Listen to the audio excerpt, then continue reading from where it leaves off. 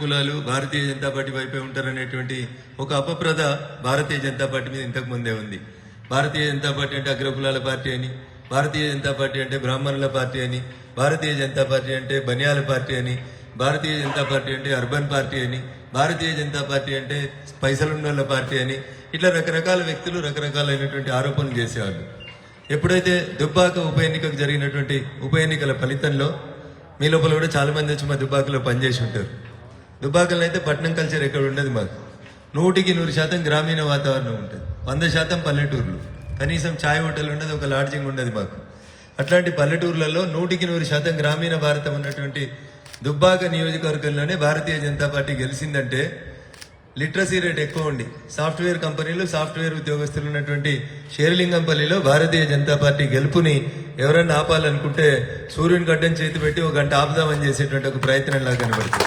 అందుకని తెలంగాణలో ఉన్నటువంటి 119 నియోజకవర్గాల్లో అందరికంటే ఆడుకుంటా పాడుకుంటా అల్కగా గెలిచేటువంటి నియోజకవర్గం భారతీయ జనతా పార్టీకి ఏదైనా ఉంటే అది షేర్లింగంపల్లి అని చెప్పి గాల్లో దీపం పెట్టుకొని కూర్చోవద్దు. గ్రౌండ్ వర్క్ స్టార్ట్ చేయాలి. చంద్రశేఖరరావు అనే ఆయన కొంచెం ఫ్రస్ట్రేషన్లో ఉన్నాడు, ఏం మాట్లాడుతున్నాడో తెలుస్తలేదు. హుజూరాబాద్ ఉప ఎన్నిక ఫలితం తర్వాత దుబ్బాక తర్వాత కొంచెం బ్యాలెన్స్ కోల్పోయాడు. హుజూరాబాద్ తర్వాత మొత్తానికి మతి స్థిమితాన్ని కూడా కోల్పోయినట్టు కనబడతా ఉన్నాడు. అందుకని బీజేపీ లీడర్లు ఊర్లలోకి వస్తే ఉరికి ఇర్రే అంటుండు, బగాయించుర్రే అంటుండు, సావు దప్పు కొట్టుర్రే అంటున్నాడు. సరే ఇవన్నీ ఎందుకు మాట్లాడుతూ ఉన్నాడంటే సార్కు మతి భ్రమణం వైపు పోతా ఉన్నాడు. ఆయన ఆవేశంలో మనిషి తీసుకునేటువంటి నిర్ణయాలు తప్పుడు నిర్ణయాలు అవుతాయి. ఎందుకు ఉరికిస్తారు? ఏం తప్పు చేసిరని బీజేపీలను ఉరికియాలి? నువ్వు చేస్తుంది తప్పు, నీ నాయకత్వంలో తప్పు జరుగుతుంది, నీ చేతగానితనం, నీ అసమర్థత, ప్రజలకు సరైనటువంటి పాలన అందించినటువంటి నీ చేతగాని తనం వల్ల ఈరోజు తెలంగాణ రాష్ట్రం అవస్థలు పడుతుంది. ఈ దేశంలో 28 రాష్ట్రాలు ఉన్నాయి. చిన్న రాష్ట్రాలు అయినటువంటి అస్సాం, త్రిపుర అట్లాంటి రాష్ట్రాలతో మొదలుకుంటే మనకు కొంచెం పక్కకు పోతే గోవా లాంటి రాష్ట్రాలు ఉంటాయి. పెద్ద రాష్ట్రాలు మహారాష్ట్ర, కర్ణాటక, తమిళనాడు, వెస్ట్ బెంగాల్ లాంటి పెద్ద రాష్ట్రాలు ఉన్నాయి. ఈ 28 రాష్ట్రాల్లో ఏ రాష్ట్రంలో కూడా వడ్ల కొనుగోలు పంచాయతీ లేదు. కాంగ్రెస్ కూడా 3-4 రాష్ట్రాలని పాలిస్తూ ఉంది, ఆమ్ ఆద్మీ పార్టీ పాలిస్తూ ఉంది, శివసేన లాంటి పార్టీలు కూడా పాలిస్తూ ఉన్నాయి. ఏడలేని వడ్ల పంచాయతీ ఒక తెలంగాణలో ఎందుకు వచ్చింది అంటే 365 రోజులకు నువ్వు 265 రోజులు ఫామ్ హౌజులనే ఉంటుంది సారు. వడ్ల కష్టం తెలియదు, రైతుల కష్టం తెలియదు నీ. అందుకని ఏదో చేసి బీజేపీని బదనాం చేసి కేంద్రం కొనలేదు. కేంద్రం కొనకపోతే 27 రాష్ట్రాలలో కూడా కొనదు. మిగతా 27 రాష్ట్రాలలో ఎక్కడ రానటువంటి పంచాయతీ ఒక్క తెలంగాణలో ఎందుకు వస్తుంది అంటే ఈయన నిన్న ఊకే ఢిల్లీకి పోయినప్పుడు ఒక ఆయనను కలిసి వచ్చిండు. వెస్ట్ బెంగాల్ ఎన్నికలకి వ్యూహకర్తగా పనిచేసిండు ప్రశాంత్ కిషోర్ అని. ఆ ప్రశాంత్ కిషోర్ని కలిసి అడిగిండంట, హుజురాబాద్లో అసలు ఏమైంది? నేను మాట్లాడితే పైసలు ఇచ్చిన, మాట్లాడకపోతే పైసలు ఇచ్చిన, బీజేపీ కండువా వేసుకొని సాయంత్రం నాకు ఫోన్ చేసి కోవర్ట్ ఆపరేషన్ చేస్తే పైసలు ఇచ్చిన, ఈ బంద్ ఇచ్చిన, ఆ బంద్ ఇచ్చిన, అన్ని బంధులు ఇచ్చిన, అడగకముందే దళిత బంధు కూడా ఇచ్చిన, మీ అకౌంట్లలో 10 లక్షలు ఉన్నాయని SMS కూడా పెట్టిన, అయినా జనం నాకు ఎందుకు ఓటేయలేదు అని పీకే తోటి సర్వే చేయించుకున్నాడు.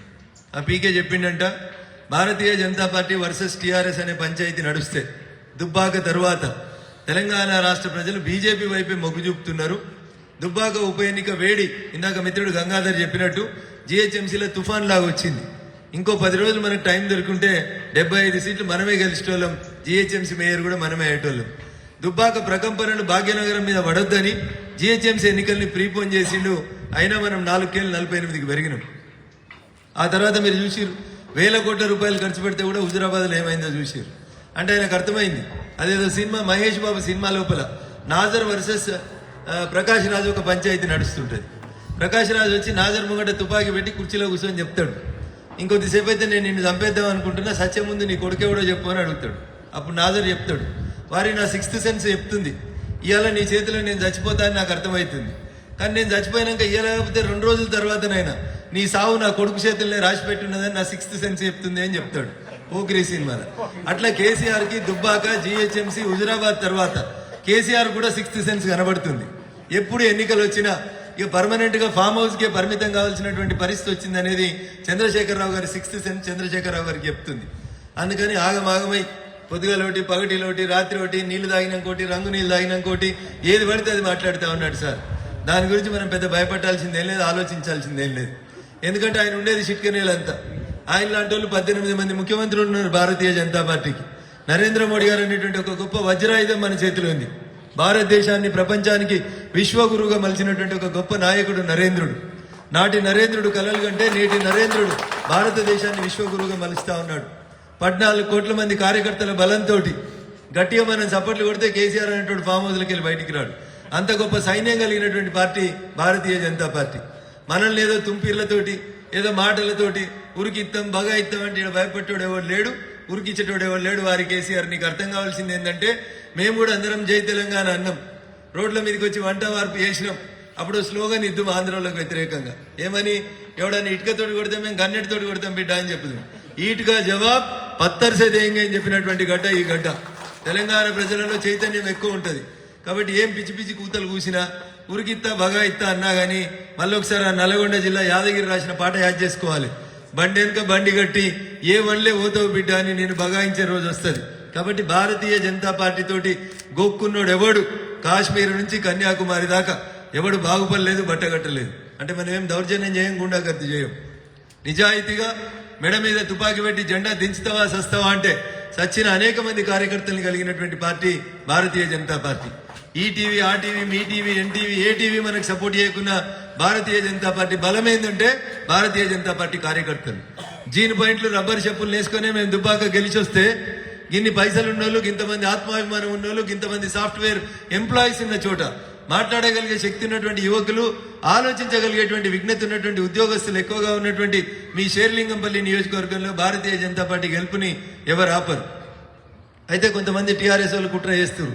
నేను కూడా బీజేపీలోకి వద్దాం అనుకుంటున్నా. మీ మాదాపూర్ కార్పొరేటర్ ఈడాడు అంటుండంట ఏమని, నేను కూడా బీజేపీలోకి వద్దామని మాట్లాడుకుంటున్నా. అంటే ఏంటంటే ఇట్లా రమేష్ రెడ్డి లాంటి వాళ్ళు ఎవరైనా ముందుగాల జారిపోతారేమో, జారిపోయేటోళ్ళని జారిపోకుండా ఈయన కూడా రేపు మళ్ళీ జగదీష్ గౌడ్ కూడా బీజేపీలోకి వస్తే నా పరిస్థితి ఏందని భయపట్టాలని ఓ కన్ఫ్యూజన్ క్రియేట్ చేసేందుకు మేము కూడా బీజేపీ తోటి మాట్లాడుకుంటున్నాము అని చెప్తున్నారు.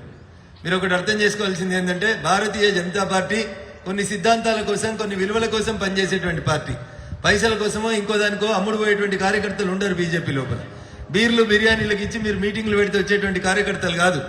నరేంద్ర మోడీ గారి నాయకత్వం కోసం తరలి వస్తున్నటువంటి ఒక ప్రభంజనం. 2000 సంవత్సరం తర్వాత ఓటకు వచ్చిన ఏ ఒక్క ఓటరు కూడా టీఆర్ఎస్ పార్టీకి ఓటేసేందుకు సిద్ధంగా లేడు.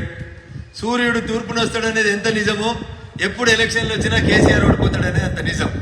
అది ఆయనకు అర్థమైతే దాన్ని చెప్తా. అందుకనే ముఖ్యమంత్రి స్థానంలో ఉండి పిచ్చి పిచ్చి మాటలు మాట్లాడుతా ఉన్నాడు. ఎవడన్నా ముఖ్యమంత్రి శాంతి భద్రతల్ని రెచ్చగొడతాడా, దాడులు చేయమని చెప్తాడా, పక్క పార్టీ వస్తే బగాయించమని చెప్తాడా? సార్ గాడికి వచ్చిందంటేనే మెదడు కాస్త మెదడు జాగ్రత్తకి వెళ్ళి మోకాళ్ళకి జారినట్టు కనబడతా ఉంది. అందుకని భయపట్టాల్సింది ఏం లేదు. ఈ బగాయిచ్చుళ్ళు ఉరికిచ్చుళ్ళు అన్ని చూసే వచ్చిర్రు. వెనకడికి మా అక్క చెల్లెళ్ళు నిజాం నవాబ్ సైన్యం కూడా గిట్లే తుపాకులు పట్టుకొని వస్తే చాటలు చీపిర్లు కారం పొడి పోసి బగాయిస్తే తెలంగాణ పొలిమేరలు దాటి బగాయించారు నిజాం నవాబ్ సైన్యాన్ని. కాబట్టి ఉరికిత్తం బగాయిత్తం అని నువ్వు చెప్తే సార్ నిన్ను బగాయించేటువంటి రోజు రాకుండా చూసుకోమని చెప్పి ఈ సందర్భంగా కేసీఆర్ గారికి హెచ్చరికలు జారీ చేస్తూ. హాయ్ ఫ్రెండ్స్, మా టుడే టుమారో యూట్యూబ్ ఛానల్ చూస్తున్నందుకు చాలా థ్యాంక్స్. మరిన్ని లేటెస్ట్ వీడియోస్ కోసం వెంటనే సబ్స్క్రైబ్ చేయండి. అలాగే ఈ బెల్ ని కూడా రింగ్ చేసేయండి. మా నోటిఫికేషన్స్ అన్ని మీ మొబైల్లో వస్తాయి. అలాగే మా వీడియోస్ మీకు నచ్చితే లైక్ చేయండి, షేర్ చేయండి, నచ్చకపోతే కామెంట్ చేయండి.